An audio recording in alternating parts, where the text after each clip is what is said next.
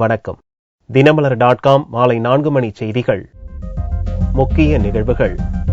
மலேசியாவிலிருந்து சீனா சென்ற விமானம் வியட்நாம் அருகே கடலில் விழுந்து விபத்து. 5 இந்தியர்கள் உள்பட 239 பேர் பலி.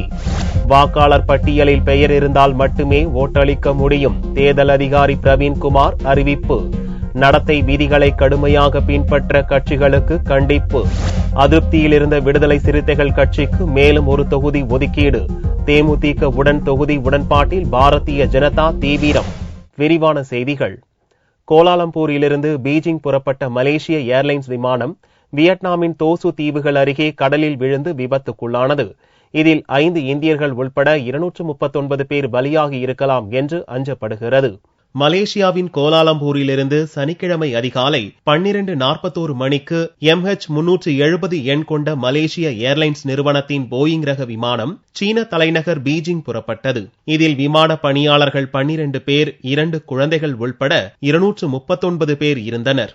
காலை 6:30 மணிக்கு பீஜிங் சென்றடைய வேண்டிய இந்த விமானம் அதிகாலை 4:30 மணியளவில் கட்டுப்பாட்டு அறையுடன் தொடர்பில் இருந்து துண்டிக்கப்பட்டது. இதையடுத்து தென் சீன கடலில் விமானத்தை தேடும் பணிகள் முடுக்கிவிடப்பட்டன. இந்நிலையில் இந்த விமானத்தின் சிக்னல்கள் வியட்நாம் கட்டுப்பாட்டு அறைக்கு கிடைத்துள்ளன. வியட்நாமின் தோசு தீவுகளில் இருந்து 153 மைல் தொலைவில் கடல் பகுதியில் இந்த விமானம் விழுந்து விபத்துக்குள்ளாகி இருப்பது தெரிய வந்துள்ளன. இதையடுத்து வியட்நாம் கடற்படையினர் மற்றும் சீன ஹெலிகாப்டர்கள் விமானத்தை தேடும் பணியில் அப்பகுதியில் ஈடுபட்டுள்ளன. இந்த விமானத்தில் சீனாவைச் சேர்ந்த 150 பேர் பயணித்ததாக அந்நாடு தெரிவித்துள்ளது. காணாமல் போனவர்களில் இந்தியாவைச் சேர்ந்தவர்கள் 5 பேர் என்றும் கூறப்படுகிறது. விமானத்தில் பயணித்தவர்கள் அனைவரும் இந்த விபத்தில் இறந்திருக்கக்கூடும் என்று அஞ்சப்படுகிறது. அங்கு தொடர்ந்து மீட்பு பணிகள் நடந்து வருகின்றன. லோக்சபா தேர்தலில் அரசியல் கட்சியினர் நடத்தை விதிமுறைகளை கடுமையாக பின்பற்றி நடக்க வேண்டும் என்று தமிழக தலைமை தேர்தல் அதிகாரி பிரவீன்குமார் வலியுறுத்தியுள்ளார். லோக்சபா தேர்தல் தொடர்பாக அனைத்து கட்சி பிரதிநிதிகளுடன் தமிழக தலைமை தேர்தல் அதிகாரி பிரவீன்குமார் வெள்ளியன்று தலைமைச் செயலகத்தில் ஆலோசனை நடத்தினார். இதைத் தொடர்ந்து சனிக்கிழமை அன்று செய்தியாளர்களை சந்தித்த பிரவீன்குமார் தேர்தல் நடத்தை விதிமுறைகளை அரசியல் கட்சியினர் பின்பற்ற அறிவுறுத்தப்பட்டுள்ளதாகவும் தேர்தல் அமைதியாக நடக்க வேண்டிய ஏற்பாடுகள் மேற்கொள்ளப்பட்டுள்ளதாகவும் தெரிவித்தார். மேலும் தேர்தல் விதிமுறைகள் குறித்து புகார் தெரிவிக்க இலவச தொலைபேசி வசதி செய்யப்படும் என்று கூறிய பிரவீன்குமார், அடையாள அட்டை வைத்திருந்தாலும் வாக்காளர் பட்டியலில் பெயர் இருந்தால் மட்டுமே ஓட்டளிக்க முடியும் என்றும் ஞாயிறன்று நடைபெறும் பெயர் சேர்த்தலுக்கான சிறப்பு முகாமை வாக்காளர்கள் பயன்படுத்திக் கொள்ளுமாறும் கூறினார். நாளைக்கு ஸ்பெஷல் கேம்பெயின் இருக்கு. Very important special campaign. Why இது நம்ம பண்றோம் ஸ்பெஷல் கேம்பெயின். பொதுவா நிறைய டைம் என்ன ஆகும், போலிங் ஸ்டேஷன்ல போகும்போது நம்ம பேரை எதுல காணும், அந்த மாதிரி சில பேருக்கு அந்த எக்ஸ்பீரியன்ஸ் இருக்கு. பேர் லிஸ்ட்ல கிடையாது. அந்த ஓட் போட வாய்ப்பு அந்த மாதிரி யூஸ் பண்ணாமல் போகுது. பிகாஸ் அந்த ஏதோ காரணம் டிலீட் ஆயிருக்கு, யார் செக் பண்ணாம இருந்தாங்க. ஸோ இந்த special campaign is for that only to எல்லோரும் நம்ம வந்து போலிங் ஸ்டேஷன்ல will keep the entire roll அங்கே இருக்கும், ஃபுல் ரோல்ஸ் அங்கே இருக்கும். எல்லாரும் கிட்ட அப்பீல் பண்ணிருக்கோம், நீங்க போயிட்டு அங்கே செக் பண்ணலாம். இல்லை அப்புறம் அங்கே நம்ம ஃபார்ம் 6 கொடுக்குறோம், ஃபார்ம் 6 ஃபார் இன்க்ளூஷன். அங்கே ஃபில்அப் பண்ணிட்டு நம்ம பிஎல்ஓக்கு இன்ஸ்ட்ரக்ஷன்ஸ் இருக்கு.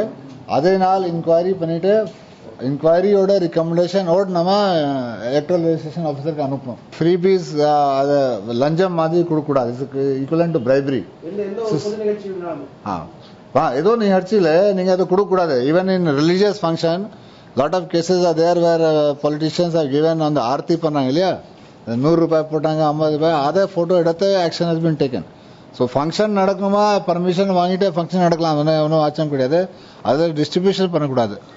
வாக்காளர் பெயர் சேர்ப்பு மற்றும் திருத்தம் தொடர்பாக SMS தகவல் அனுப்பி வைக்கப்படும் என்று கூறிய பிரவீன்குமார், தமிழக அரசின் இலவச பொருட்கள் விநியோகம் தொடர்பாக புகார் வந்தால் நடவடிக்கை எடுக்கப்படும் என்றும் தெரிவித்தார்.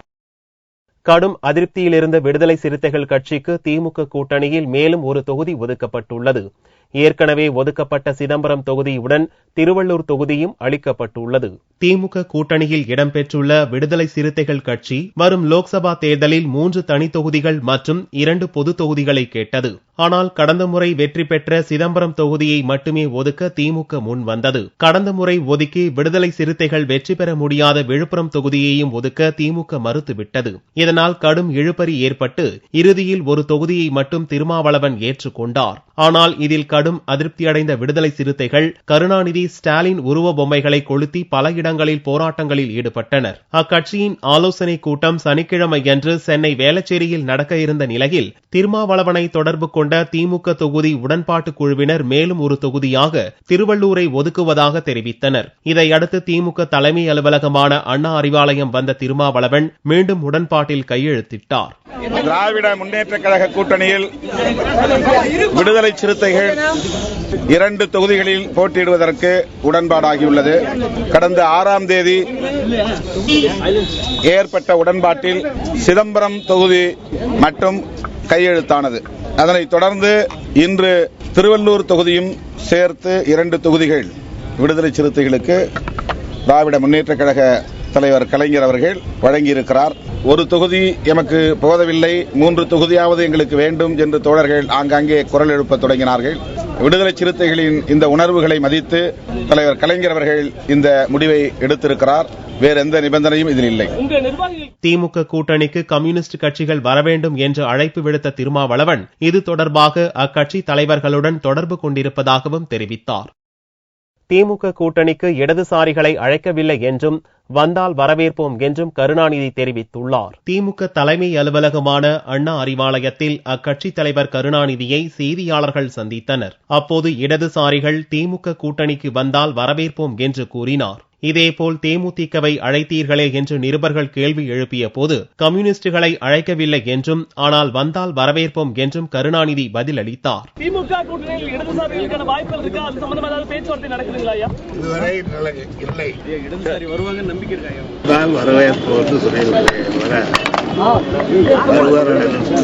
திமுகவின் கூட்டணி அழைப்பு குறித்து பரிசீலித்து வருவதாக இந்திய கம்யூனிஸ்ட் தலைவர் டி. ராஜா கூறியுள்ள நிலையில் மார்க்சிஸ்ட் கம்யூனிஸ்ட் கட்சி தொடர்ந்து மௌனம் சாதித்து வருகிறது. பாரதிய ஜனதா கூட்டணியில் தேமுதிகவுக்கான தொகுதி பங்கீடு 200 நாட்களில் அறிவிக்கப்படும் என்றும் பொன் ராதாகிருஷ்ணன் தெரிவித்தார். தேமுதிக இளைஞரணி செயலாளரும் விஜயகாந்தின் மைத்துனருமான சுதீஷ் தலைமையில் சந்திரகுமார் உள்ளிட்ட 9 பேர் கொண்ட குழுவினர் சனிக்கிழமையன்று காலை பாரதிய ஜனதா தலைமை அலுவலகமான கமலாலயத்தில் அக்கட்சியின் மாநில தலைவர் பொன் ராதாகிருஷ்ணன் தலைமையிலான குழுவினருடன் தொகுதி பங்கீடு பேச்சு நடத்தினர். பேச்சுவார்த்தை முடிந்து வெளியில் வந்த சுதீஷ் செய்தியாளர்களிடம் எந்த கேள்விகளுக்கும் பதிலளிக்க மறுத்தார். எந்த விஷயமானாலும் அதை கட்சி தலைவர் விஜயகாந்த் அறிவிப்பார் என்றும் ஓரிரு நாளில் அறிவிப்பு வெளியாகும் என்றும் கூறினார். எங்களுடைய கூட்டணி குறித்தும் தொகுதி பற்றியும் என்று அவருடைய பேசியிருக்கோம். ஓரிரு நாட்டில் எத்தனை தொகுதி எந்தெந்த தொகுதி எங்க தலைமை கழகத்தில் கேப்டன் அவர்கள் அறிவிப்பார். பாமக சார்பில் ஏற்கனவே 10 வேட்பாளர்கள் அறிவிக்கப்பட்டுள்ள நிலையில் தொகுதி பங்கீட்டில் சிக்கல் ஏற்பட்டுள்ளதா என்ற கேள்விக்கும் பதிலளித்த பொன் ராதாகிருஷ்ணன் வலுவான கூட்டணிக்கு விட்டுக் கொடுத்தல் அவசியம் என்றும் பாரதிய ஜனதா கூட்டணியில் எந்த குழப்பமும் இல்லை என்றும் தெரிவித்தார். கூட்டணி குறித்த பேச்சுவார்த்தைகளை முறையாக இன்று துவக்கியிருக்கின்றோம். நல்ல முறையில் கூட்டணி பேச்சுவார்த்தைகள் துவக்கப்பட்டிருக்கின்றது. நல்ல முடிவுகள் நாளை அல்லது நாளை மறுநாளைக்குள்ளாக எட்டப்படும் என்கின்ற நம்பிக்கை எங்களுக்கு ஏற்பட்டிருக்கின்றது. தேமுதிகவுடன் தொகுதி பங்கீடு இறுதியான பிறகே பாமகவுடன் பேச்சு தொடரும் என்று கருதப்படுகிறது. தேர்தல் அறிவிக்கப்பட்டதை தொடர்ந்து தமிழகம் முழுவதும் அரசியல் கட்சியினரின் விளம்பரங்களை அகற்றும் பணியில் மாவட்ட நிர்வாகத்தினர் ஈடுபட்டு வருகின்றனர். நெல்லை மாவட்டத்தில் பல்வேறு இடங்களில் அரசியல் கட்சியினரின் சுவர் விளம்பரங்கள் மற்றும் பிளக்ஸ் போர்டுகளை அகற்றுவதற்கு கலெக்டர் கருணாகரன் உத்தரவிட்டார். இதையடுத்து கலெக்டர் நேரடியாக சென்று சுவர் விளம்பரங்களை அழிக்கும் பணிகளை பார்வையிட்டார். அனைத்து அரசியல் கட்சியினரும் அவர்கள் வைத்திருக்கக்கூடிய பொது இடங்களில் இருக்கக்கூடிய விளம்பரங்களை உடனடியாக அகற்றிட உத்தரவிடப்பட்டுள்ளது. அவ்வாறு அகற்றவில்லை என்றால் உடனடியாக அரசு அதிகாரிகளே அகற்றுவதற்கு ஏற்பாடு செய்யப்பட்டது. அதன் தொடர்ச்சியாக இன்று முதல் பல்வேறு இடங்களிலே மாநகராட்சி பகுதியில் மட்டும் 3 குழுக்கள் இந்த பணியில் ஈடுபடுத்தப்பட்டுள்ளது. அந்த 3 குழுக்களும் பல்வேறு இடங்களிலே இவ்வாறு அரசு இடங்களிலும் மற்றும் தனியார் இடங்களில் வைத்துள்ள விளம்பரங்களை நகரப்பகுதிகளிலே தேர்தல் விதிமுறைப்படி எந்த விளம்பரம் வைக்கக்கூடாது. ஆகவே அனைத்து விளம்பரங்களும் விரைவில் அகற்றப்படும். விளம்பர பலகைகளை அகற்றும் பணியை நெல்லை மாநகராட்சி கமிஷனர் லட்சுமி மற்றும் அரசு அதிகாரிகள் கண்காணித்து வருகின்றனர். தமிழகம் முழுவதும் பல்வேறு பகுதிகளிலும் இதுபோன்ற பணிகளை தேர்தல் ஆணையம் முடுக்கிவிட்டுள்ளது. அடிப்படை வசதிகள் செய்து கொடுக்காததை கண்டித்து கோவை மாவட்டம் பெளிச்சி ஊராட்சி மக்கள் தேர்தல் புறக்கணிப்பு போராட்டம் அறிவித்துள்ளனர். கோவை மாவட்டம் பெரியநாயக்கன்பாளையம் ஒன்றியம் பெளிச்சி ஊராட்சியில் ஆயிரக்கணக்கான மக்கள் வசித்து வருகின்றனர். இங்குள்ள அங்காளம்மன்புரம், சத்யா நகர் உட்பட 4 காலனி பகுதியில் கடந்த 5 ஆண்டுகளாக குடிநீர், தெருவிளக்கு, கழிவுநீர் கால்வாய் போன்ற அடிப்படை வசதிகள் செய்து தரப்படவில்லை. இதுகுறித்து அப்பகுதி மக்கள் மாவட்ட மற்றும் ஊராட்சி மன்ற நிர்வாகத்திடம் பலமுறை மனுக்கள் அளித்தும் எவ்வித நடவடிக்கையும் எடுக்கவில்லை. இதனால் அதிருப்தி அடைந்துள்ள பெளிச்சி ஊராட்சி மக்கள் வரும் தேர்தலை புறக்கணிக்க முடிவு செய்து தங்களுடைய பகுதியில் தேர்தல் பதாகைகளை வைத்துள்ளனர். குடிநீர் இல்ல, சாலை வசதியும் இல்ல, ஸ்ட்ரீட் லைட் எதுவுமே இல்ல, எந்த வசதியும் எங்களுக்கு இன்னும் செஞ்சு தரல. 3-4 தடவை போய் மனு கொடுத்து பார்த்தாச்சு, எந்த ஒரு இதுவும் இல்ல. அதனால நாங்க தேர்தல் புறக்கணிப்பு பண்ணியிருக்கோம். பலமுறை சொல்லி எந்த முடிவும் இல்ல எங்களுக்கு. தேர்தல் புறக்கணிப்பு பேனரை அகற்ற அதிகாரிகள் வலியுறுத்தியும் பொதுமக்கள் அதற்கு மறுப்பு தெரிவித்தனர். தங்களுடைய கோரிக்கைகள் நிறைவேறும் வரை போராட்டம் தொடரும் என்றும் கூறினர். இலங்கை கடற்படையால் சிறைப்பிடிக்கப்பட்ட நாகை, காரைக்கால் மீனவர்களின் 8 படகுகள் சனிக்கிழமையன்று காரைக்கால் துறைமுகம் வந்து சேர்ந்தது. கடந்த ஆண்டு அக்டோபர் 16ஆம் தேதி கோடியக்கரை அருகே மீன்பிடித்துக் கொண்டிருந்த காரைக்கால் மற்றும் நாகை மாவட்டத்தைச் சேர்ந்த மீனவர்களை கைது செய்த இலங்கை கடற்படை அவர்களின் படகுகளையும் பறிமுதல் செய்தது. இந்த மீனவர்கள் மட்டும் விடுதலையான நிலையில் படகுகள் விடுவிக்கப்படவில்லை. இந்நிலையில் கடந்த 23ஆம் தேதி காரைக்கால் மற்றும் நாகையைச் சேர்ந்த 8 படகுகளை இலங்கை அரசு விடுவித்தது. இவற்றை பெற்றுக்கொண்ட மீனவர்கள் சனிக்கிழமை அன்று காரைக்கால் துறைமுகம் திரும்பினர். அந்த படகுகளை கடலோர காவல்படை கமாண்டன்ட் உத்தல் சிங் உரிமையாளர்களிடம் ஒப்படைத்தார்.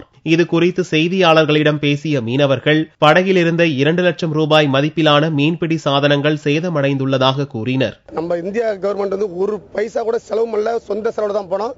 அதே மாதிரி சொந்த அங்கே எல்லா காசுமே சொந்த செலவு தான் பண்ணணும். எங்க போட்டில் ஒரு போட்டுக்கு 2 லட்சம் பொருள் போச்சு. இன்னைக்கு இங்க இறங்கின பிறகு இவங்க ரொம்ப நாங்க தான் ஒன்னா சேர்த்த மாதிரி பேசிட்டு இருக்காங்க. அதெல்லாம் எந்த பொறுப்பு எடுக்கல. சிறைப்பிடிக்கப்பட்ட படகுகள் பலத்த சேதமடைந்துள்ள நிலையில் மீண்டும் தங்களுடைய தொழிலை தொடர அரசு நிதியுதவி அளிக்க வேண்டும் என்றும் மீனவர்கள் கோரிக்கை விடுத்தனர்.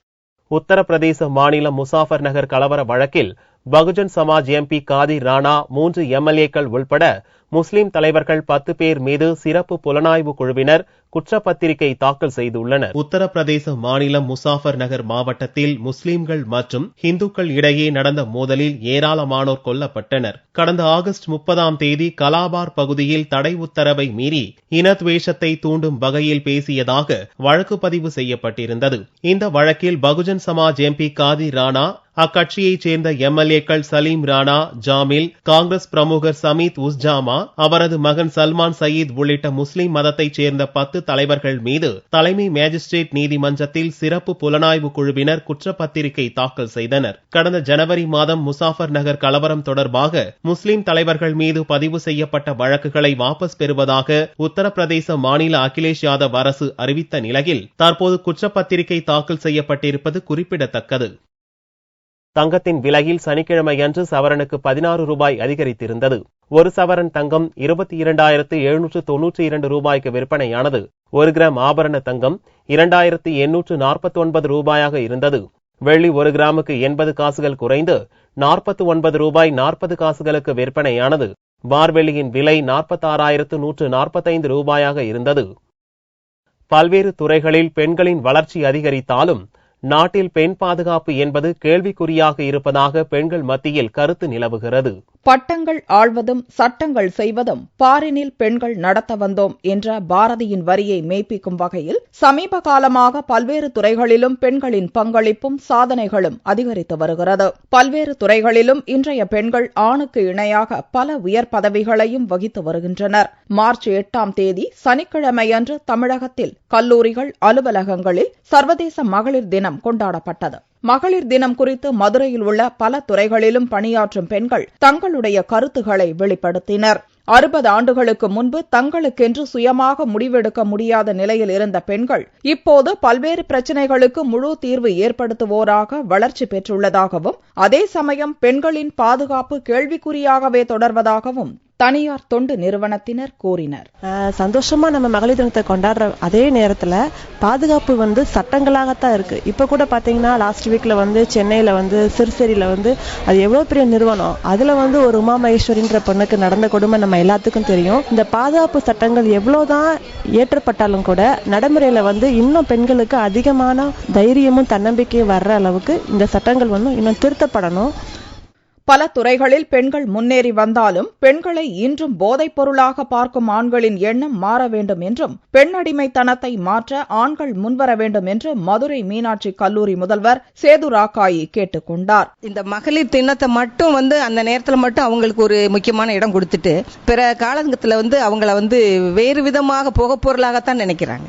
ஒரு தாயும் பெண்ணு தான், ஒரு சகோதரியும் பெண்ணு தான், மனைவி பெண்ணு தான், எல்லாமே பெண்ணா இருக்கும்போது இந்த பெண்ற உணர்வை எல்லா ஆண்களிடம் ஒரே மாதிரி எதிர்பார்க்க முடியல. பெண்களுக்கு எதிரான பாலியல் வன்முறையை தடுக்க கடும் நடவடிக்கைகளும் சட்டங்களும் தேவை என்று கல்லூரி மாணவிகள் வலியுறுத்தினர். இன்னைக்கு ஒர்க் பிளேசஸ்ல பாதுகாப்புன்றது இன்னைக்கு சுத்தமா இல்ல. இன்னைக்கு ஸ்கூல் காலேஜ் போறவங்களையும் இன்னைக்கு எந்தவித ஒரு சேஃப்டியும் இல்லாம பெண்கள் மீதான தாக்குதல் ஒவ்வொரு நாளும் ஒவ்வொரு நிமிஷமும் இன்னைக்கு பெண்கள் மீதான தாக்குதல் வன்முறை அதிகமாயிட்டு இருக்குது. அரசாங்கமோ இல்ல சட்டத்துறையோ அதுக்கான உரிய நடவடிக்கைகளை எடுக்கணும். பல்வேறு சமூக தடைகள் வந்தாலும் மன உறுதியுடன் பெண்கள் தங்களுடைய முன்னேற்ற பாதையிலிருந்து விலகவில்லை என்பது நிதர்சனம். மீண்டும் செய்திகள் இந்திய நேரப்படி இரவு 8 மணிக்கு. வணக்கம்.